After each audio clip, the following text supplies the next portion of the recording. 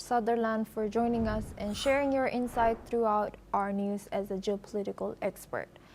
Now we move on to our next news. Clashes have resumed in Syria's Druze city of Sweida after a ceasefire collapsed just hours after being announced, amid days of deadly sectarian fighting.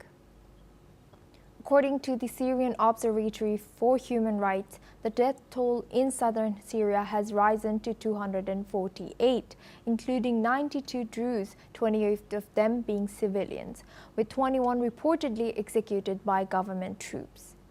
Israel's defense minister, Israel Katz, has warned the Syrian government to leave the Druze in Sweida alone, threatening escalated strikes if Syrian forces do not withdraw.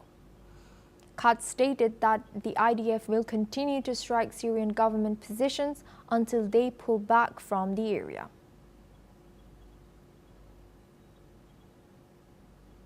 Now we're joined by Yeshaya Rosenman. He's an Israel journalist joining us live from Jerusalem.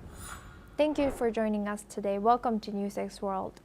Now, what are the underlying causes of the renewed sectarian clashes in Sweida, and how has this collapse of the ceasefire affected humanitarian situation on the ground?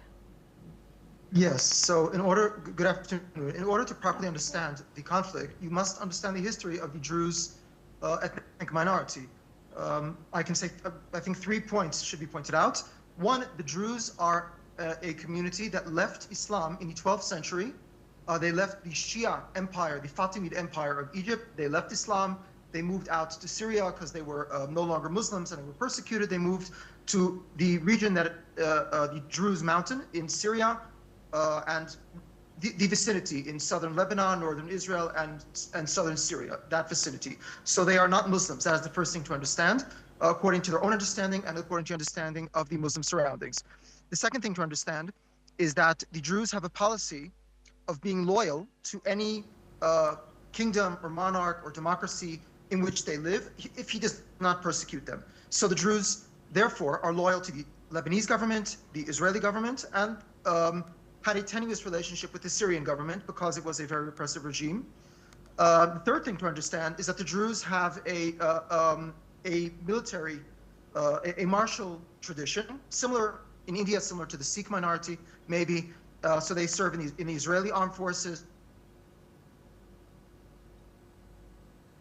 Yeshaya, your connection might be interrupted. Now we move on to our next news. Thank you, Yeshaya, for joining us today and sharing your insight. Now we move on to our next news.